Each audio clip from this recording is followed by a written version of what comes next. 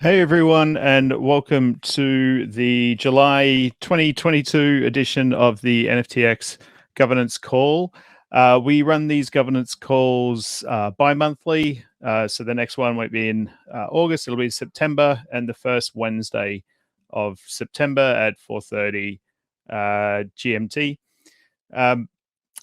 We were supposed to have this call last week on Wednesday, but we had a few people away, and we just wanted to make a few more updates to what we're going to be having a look at today. So today will be more of a show and tell of what the team's been working on over the recent couple of weeks and months.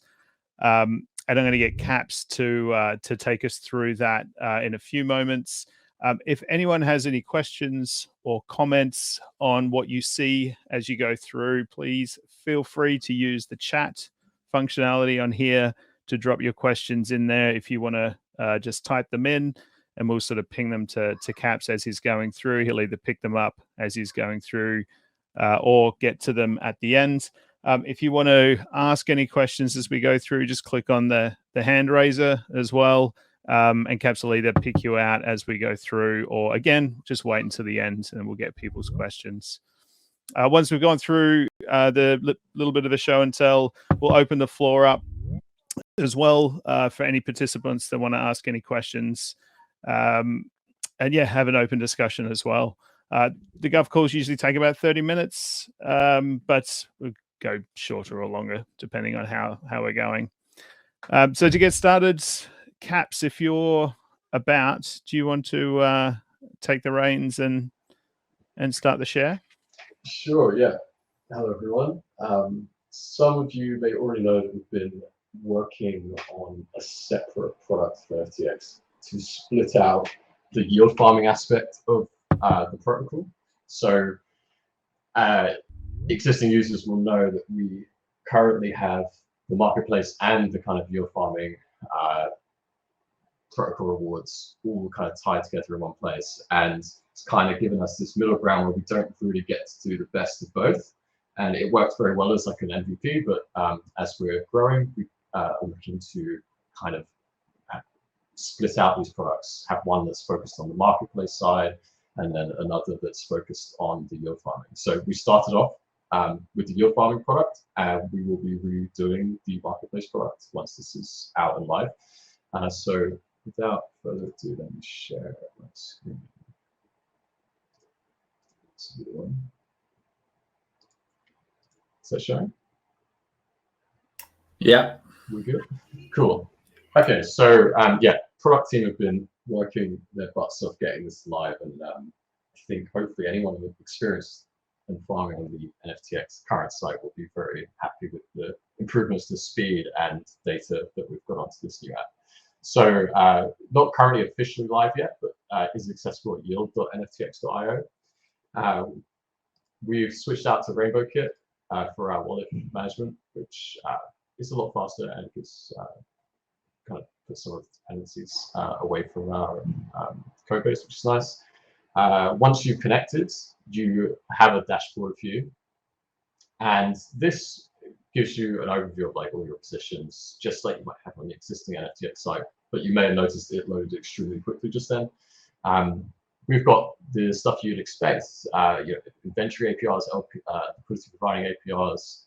We've got position split, which is the idea of how much of your stake position is in liquidity and how much of it's in inventory, with the optimal split being 80-20. Because 80% of the rewards go to liquidity providers and 20% go to inventory providers. We've got the ability now to do multiple claims. So rather than doing individual claims, you can now open up one of your claims. You can go through and you can just claim all, which is more gas efficient, saves some time. And in future versions, we're going to allow for selling the claimed amount for ETH or staking it back in inventory. Or even redeeming NFTs all in a single transaction. So that's something that's still to come. We've also got a toggle for ETH or USD, so you can view all your assets, all the spot prices of other pools in USD or ETH, depending on what you prefer. And then once we actually drill into one of our positions, let's go into the cool cap, the moon cap position, for example. Just refresh inventory. In this managed position view, we've basically got details on your split again, got your pool shares, what you staked, and the activities specific to this vault. We'll actually be including a yield feed that is specific to how much yield you've actually earned based on your pool share. So at the moment we just show the actual fees coming into the whole pool, but we'll have this specific to the fees that you've earned soon enough. You've got links to Sushi, so you can do buys and sells of the actual vault token, and also the pool info. So if we open up pool info, you may have seen like a few tweets I've been floating around just showing this, showing off this view. It gives much more detail than previous views for the same thing. We've got your APRs as you might expect, but we've now got the idea of pool depth, which is kind of like a health indicator, like what's the spread like on this pool. The lower the percentage, the tighter the spreads, the more volume that can pass through the pool. So you can expect more fees from lower price impact. Then you've got the pool split. This is currently what everyone else has balanced the pool into, and as well as like the optimal split target. So you can see here that, like in the case of Mooncap, really we're overweight on inventory providers. Liquidity providers were basically earning over the odds by depositing into here and bringing the pool back to its optimal split. So we've made that a bit clearer, and we've got this inventory stakers and liquidity stakers like ownership screen, which gives you an idea of who else is in this pool. So some of the pools may just have like 1 or 2 liquidity providers, but you can see here this one's much more healthy, and the same goes for like a bunch of others. We currently just link out to Etherscan, but in the future update, we will have these addresses actually linking out to their own dashboards in this app, so you can see what other users are getting up to on the platform. We've got fees being earned over time, so you get an idea of like how much revenue is being generated by this vault, as well as all the metadata and stuff, just to get all the token addresses. So after that, we've got the full pools view. Again, loads a ton more quickly. We've got everything rated by TVL, so you can get an idea as well of the liquidity and inventory splits. You can see the combined APRs, which is just inventory plus liquidity APRs. Give you an idea of the maximum that can be achieved with that vault. And then we've got this liquidity again. This is like another indicator just on the spread to show you which pools are in a good spot and which ones could do with more liquidity. After that, yeah, if we go into a stake, so let's go to, let's search for Gen-Mint. Right, so let's say I've got some NFTs for Gen Art membership. We've now got the new staking format. This is similar to the existing NFTX process, but you can now basically stake either inventory or liquidity in this way. You can see your APRs that you'll be getting, and you can do your stake like this.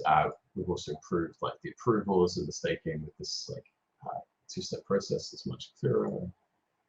And in the future, we're going to have it so that we have a stake and inventory and liquidity split. So you can essentially stake your NFTs, and in a transaction, it will split the NFTs between the inventory and liquidity in a single transaction, which will allow you to kind of optimize for that split. One thing actually I did want to show as well is an unstake transaction. This is pretty cool. Let's go into manage. So let's say I want to unstake inventory. So like usual, you can unstake into NFTs without paying a fee, or you can unstake into the token and have fractional amounts. So let's just unstake 1.5. That is unstake some more. So you can see here, you're actually getting information on like what your new position would be. So if you're trying to rebalance a bit, maybe liquidity would be easier to show. If I want to unstake, let's say like a small amount of liquidity, it will show my balance moving towards the optimal split, and you can unstake that way. Going into my items, so in a similar way to staking on the current NFTX app, you can view all the items that you have and all the details there. You can then go through and stake. And the other view that we have is around activity. So this is similar to the current NFTX activity page, except we now have the ability to filter by collections, and you get a URL for this. So if you're only interested in watching activity for a particular set of collections, you can build a URL and then filter by action as well. So let's say you want to see eyes. You now have this view that you can follow. And I believe this may well be the extent of it. So yeah, this is the new yield farming app. So this is really like built for DeFi users that want to earn yield from all the NFT trading volume that's going on. So we hope that like anyone who's DeFi native can kind of pick this up and they'll just understand it and be able to run with it. And the NFTX marketplace can then be kind of stripped back to being more focused on the buy, sells, and swaps, rather than kind of confusing things with like liquidity staking and all that other technical jargon. So yeah, that's the demo over. Let me just see, has anyone got any questions? Feel free to open your microphone, just ask away if you have anything to say or any feedback. Yeah, it's awesome. Even though I've seen a lot of it, it's so many improvements. Really good job, guys. Cool thing about the app is it's powered by what we've been building called NFTX.js. So like all the calls to fetch your inventory, to fetch what's in the vaults, to see APRs for different things, activity and everything. That's all powered by like the JavaScript library we've been building. So that'll sort of get released side by side with this, like a fast follow on afterwards. So then anyone else or any other companies or platforms or products who want to integrate our stuff can do it way easier by just like basically using our JavaScript library to fetch stuff. And that'll also come with ability to wire up contract calls if they want to like stake stuff. So yeah, sort of rebuilt everything from the ground up on this app, like DeFi specific, with the ability for the JavaScript library to be shared out far and wide. So yeah, keep an eye out for that coming next.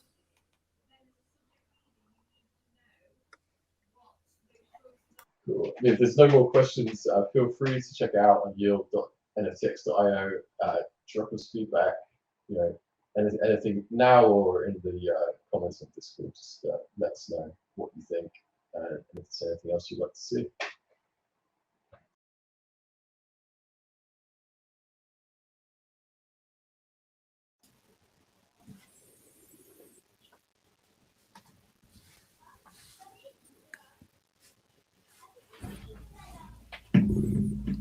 Yeah, it's awesome, Caps. Thanks for running us through that as well. I know that a couple of people had reached out in the last couple of weeks saying that the current dashboard is loading a bit slowly, like as people's collections and positions became larger and larger, it was taking up to a minute for people to see their stuff. And now the same wallets that are using it are getting everything back in like 5 seconds or less. So it's the performance stuff that Quag was talking about is so much better. I know Joe Pounder's here as well. He had a question a couple of days ago on Discord that can you unwrap or can you unstake or unwind collect and redeem all your fees that have been earned in one lot. I know that you missed that part of the demo, but that can be done now as well, saving gas and time from collecting individual yield.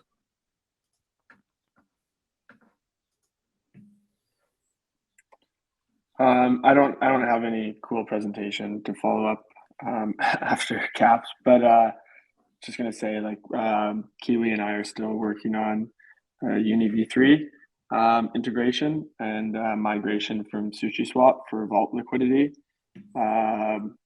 Making progress and really hoping it's going to be done in the next month or two. And I believe T Wade is also working on 0x API integration. Is that correct, guys? Yes, yeah, that's use that. Cool. Yeah, go ahead. So yeah, hoping that opens up some more use cases.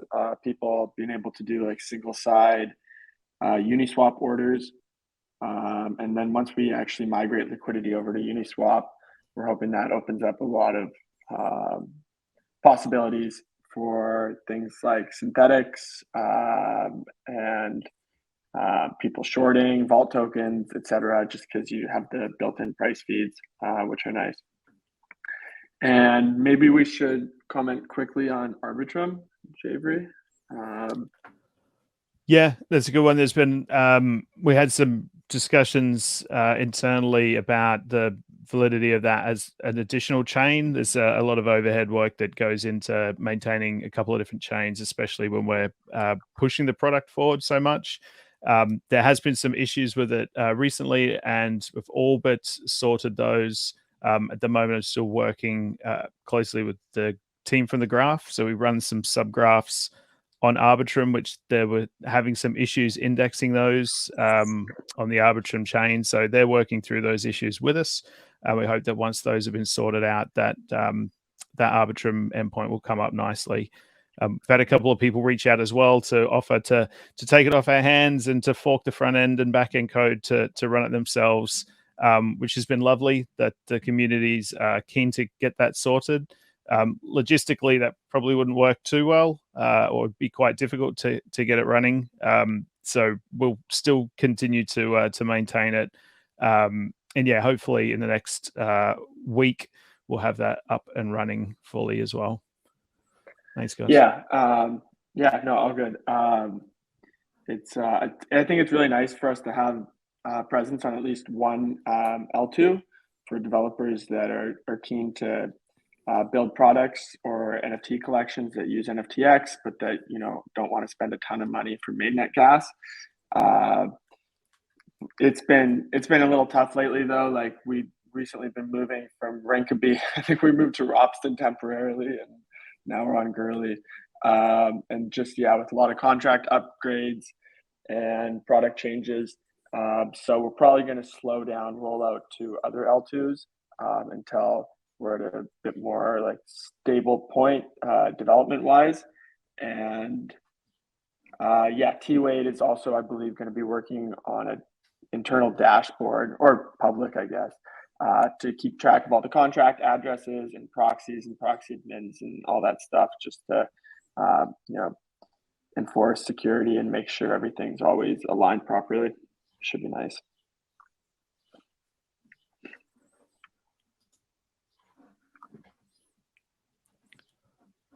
Perfect. So I think maybe if we open it up to the floor, if there's anything else that anyone wants to bring up around the products or NFTX itself or the governance, now's the time to sort of raise your hand, and either, like I said, you can either type a message into the chat or raise your hand and unmute your microphone and introduce yourself and let us know.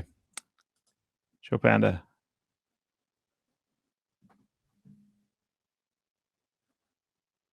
Hey, take it away. Oh, can you hear me? Test 1, 2. Yeah. Okay, sorry about that. Okay. Yes, so this is, I guess, a question about for the DAO and the Treasury assets. It's kind of random, but relevant for me. So I'm curious about the long-term intentions for the GLYPH vault token held by the DAO. My understanding right now is that there are 7 GLYPH total currently minted, and the DAO holds 6.4 or so of them, so around 90%. I'm curious what the long-term intention is behind holding it. If there's a stated goal or mandate of the DAO. Yeah, I can answer some of that. I mean, we did speak in DMs, but it's good for everyone else's benefit. So I always personally loved the GLYPH token a lot. It was always one of my favorites. I like autoglyphs a lot, and I just think it's a great way to get blue chip exposure to generative art. And but a few months back, when we decided to rebalance the treasury and to buy up a couple mil of USDC, which thank God we did, we had to pull some ETH from the GLYPH ETH liquidity that we were providing. And because there were only 6 or 7 autoglyphs in the GLYPH vault, even with a large amount of ETH liquidity, so like I think like, you know, let's say 1,000 ETH or more now with the floor price paired with like 6 glyph. It's still not enough to really offer a very functional experience, because with 6 items, you still get quite a bit of slippage. So we decided to pull that liquidity, but it was more of a temporary decision. And I've always hoped that we get the Glyph Vault back online.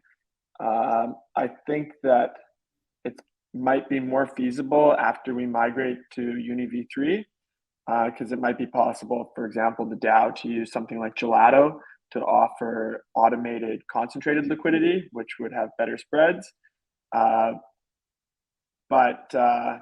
Yeah, basically the DAO has no plans on like dumping that glyph or anything. We see it as like a pretty good store of value. But I don't know. Does anyone else, if Chop is here maybe, or if anyone else has thoughts on Treasury? And yeah, the same line of thought, as in after pulling the liquidity, we didn't really have a plan further to like sell them off or get the vault back up in the same condition. So as a like store of value for treasury diversification, it's good, unless we as the DAO feel another asset is better, like ETH. Yeah. so yeah, sorry, go ahead, Chop. There are things like the index products often want to use Glyph because it's one of the like OG NFTs. So it works well as a like kind of marketing tool, I guess. But if majority feels we should sell them off or make a like super tight range when V3 is up, like pretty open to take that Yeah. like draft proposal. So I have like a follow up on it, but that explanation of like using it as a store of value and kind of like a long term bet on, you know, NFT value accruing to blue chips makes sense. I would think then with that stated goal, like, you know, the DAO wants the value to go up longer term, and right now there's a current situation where there's a dislocation between the thin LP being provided, maybe it is by the DAO or some third party, not sure, and the current outstanding OpenSea collection bid price and like floor price, even depending on what you think the fair value is. So yeah, I've just been thinking through as like a holder, if there are some tactics that would help the market rediscover the right price, and or if it makes sense just to recenter the LP around the current like a higher price. I'm obviously biased, but I wanted to open up the conversation just to understand what the DAO thinks about it. I think, sorry, just collecting my thoughts. A lot of these illiquid vaults, unfortunately, run at a bit of a discount. Like if you look at the base E price, the base E vault price, it tends to go below the actual base E floor price. And I think that the problem is it's difficult to arb. So like if the Glyph token is cheap, in some ways that's like a great opportunity for anyone who sees it as a good store of value long term to buy up cheap Glyph tokens. The problem is that it's difficult to dump if you ever want to get ETH out quickly. And if we provide liquidity as a DAO, like one option we had discussed is providing liquidity with a Glyph NFTX pair instead of a Glyph ETH pair, since we have lots of NFTX tokens and not a lot of available ETH at the moment. The only concern then is that more people might actually end up buying the Glyph token, and then it would be even more circulating users and just more complaints over how it's very difficult to arb. Because with only 6 or 7 items in the vault, you need the price to fluctuate like 20 or 30% before you can profitably arb it with a full item. And indexes like the NFTI index, you know, they decided against including it just for that reason.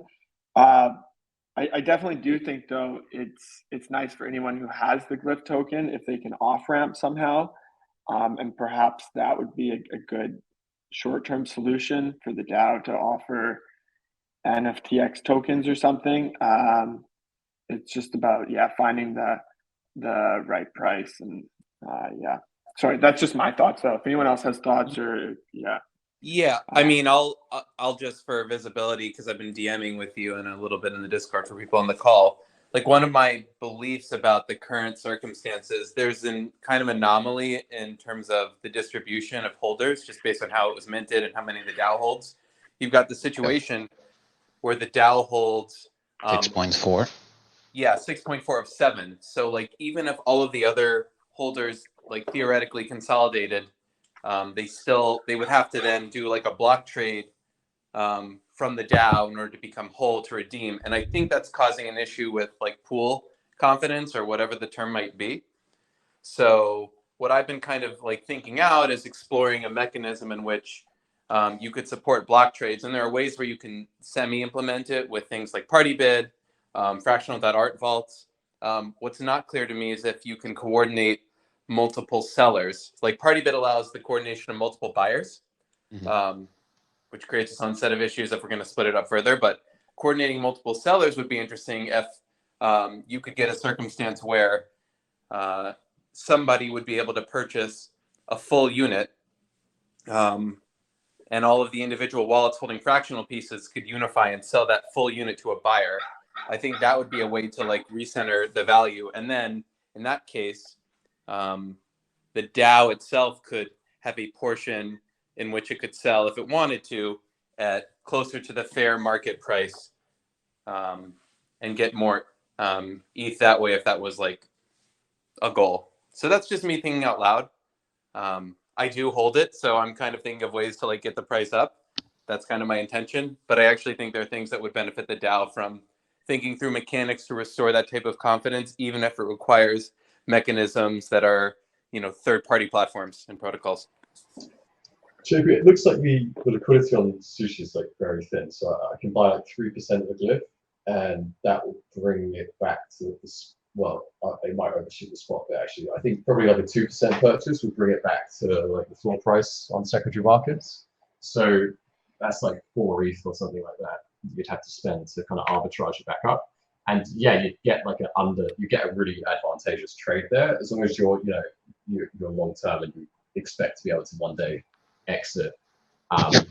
So I think, in terms of like getting the price back up, it is just a very small arbitrage that is available to anyone. So it's probably just a case of like no one is aware of that arbitrage. I think, it's a 4 ETH arbitrage or so. Well, it's not. I wouldn't call it an arbitrage because there's not a way to redeem it for like equivalent fair value, which explains similar to what Gaz was saying about why it's not potentially in line. But I think like the broader issue, like this is obviously like a tactic of like, a certain trade idea, which, you can do it right now if you want. There are risks. The thing that I think is maybe, I don't know if it's an issue with other vaults because I haven't like looked at this. I've only studied autoglyphs, is this idea that like if there are mechanisms to somehow restore pool confidence and the market becomes aware of it, then maybe like you would have an autoglyph vault now that would then like have more people interested in providing liquidity and or trading in increasing volume, and therefore making it a more valuable asset for the DAO to provide liquidity around fair value. So I'm really just kind of thinking about ways to like maximize the potential of some of these vaults for collections that really should be interesting for speculators and long-term holders to participate in. It's kind of a weird circumstance now, and maybe it has to do with the bear market too. So I do think that there are some possibilities. One idea I've had is like if we could have enough liquidity so that people can at least buy 0.1 glyph, and then people would be able to arb at least for swaps. So it's like if there was an autoglyph in the vault that you wanted, you could go over to OpenSea, buy the cheapest autoglyph, come back to NFTX, buy just 0.1 glyph, or I guess less, 0.06 or 8 or whatever the swap fee is, and then swap that one out, and like that way the vault would kind of earn money. We did try to promote that for a while, but it just I guess a lot of autoglyph holders tend to have like pretty diamond hands, And as far as the DAO selling off Glyph, like the way we would probably do it is redeem it ourselves and then sell off the whole Glyphs. So like if we ever wanted to diversify our treasury away from Glyph, you know, we could redeem 3 of those auto Glyphs. But yeah, ultimately, like the DAO definitely accepts responsibility for this, and like I can't foresee a situation where we would like just forget about the other circulating holders. Nevertheless, I do think a party bid idea that could be pretty cool. Yeah, But, yeah. or alternatively, you could put it on fractional.art with like a reserve price, which then functions basically as like a sell block trade for a single counterparty to buy, which might be more interesting for like, I don't know, third party big investors, funds, etc. Yeah, for sure. Yeah, it'd be cool. All right, that's all I got on that. Thank you for the discussion, though. Really illuminating. Oh yeah. Thanks, man. Also, plug, obviously, the teams are sharing. If you want to diversify your blue chip exposure, you know, we could figure out a way where FloraDAO would make more sense as like a core holding for NFTX, but I don't know if that's too incestuous. Okay, I'm done.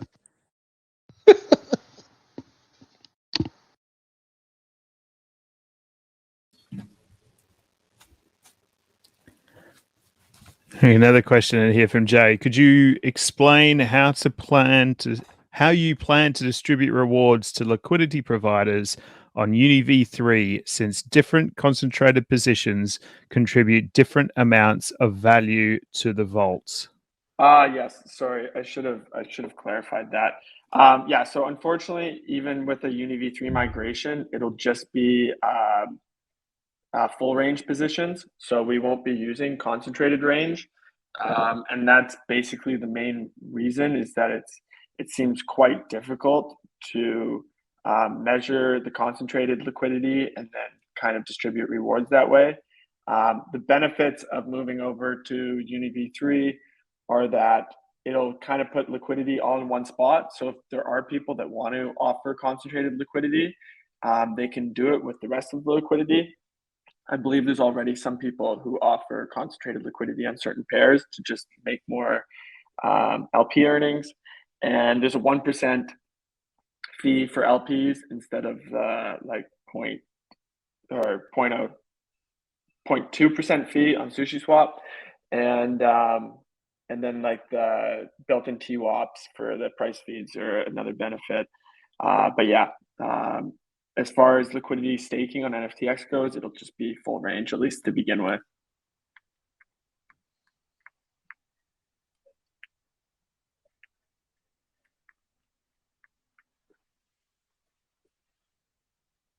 Yeah, what you might find is people providing concentrated liquidity as well as full range liquidity in like a way to tighten the spread so that the NFTX trade becomes a lot more efficient.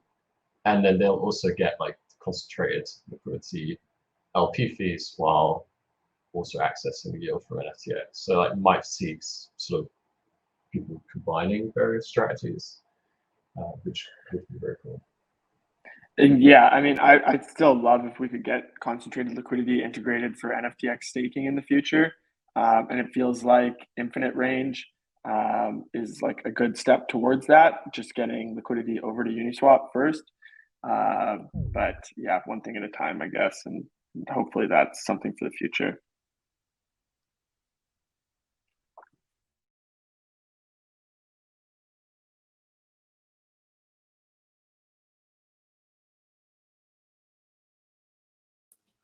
All right, I think that answered the question for Jay. No follow-ups there anyway. Is there anyone else before we move towards wrapping up the Gov call that has any questions or comments that they want to either raise your hands and speak them or type them into the chat? Oh, dismal. I thought we'd go a whole one without hearing you. I'm glad. Sorry, away. not so lucky. Quick, have you guys been following the crypto bill that's moving through the United States? And if so, will that have any impact as to how NFTX approaches moving forward with any of the plans that you guys have talked about today or moving forward? And I understand that it's very, very broad, but I'm just wondering if there's any general conversations going on how to approach that.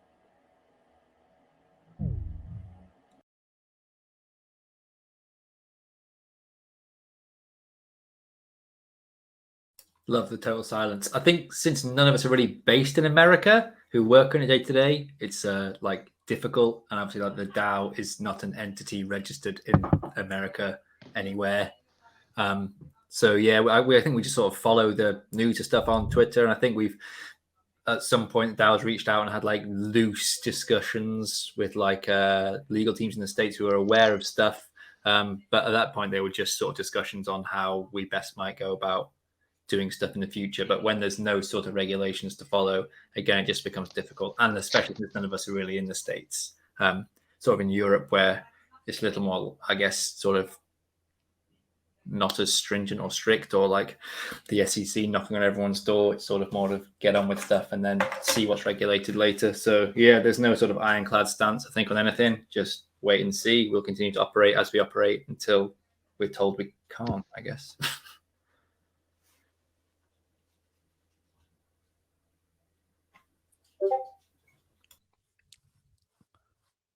All right, thanks as well.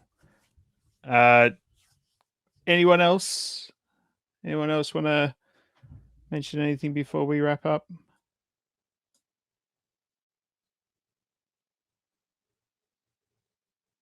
I'll take that. I'll take that as a no. Thank you, everyone, for joining the Gov call today. Thank you, Caps, for taking us through the Yield app. You can go back up and find that at yield.nftx.io and check that out. Today, like Cap said, feedback is definitely welcome through Discord or ideas.nftx.io. We're always glad to hear back from the community as well about how we can improve the products. If you have any questions after this, you can find us on Discord as well. Shoot them through there. And our next governance call, as I quickly build the calendar up, will be in September on the 7th, which will be the first Wednesday. And we'll put that up as an event on Discord as well. Yeah, thanks everyone for joining, and we'll see you in a couple of months. Bye. Bye. Peace and love.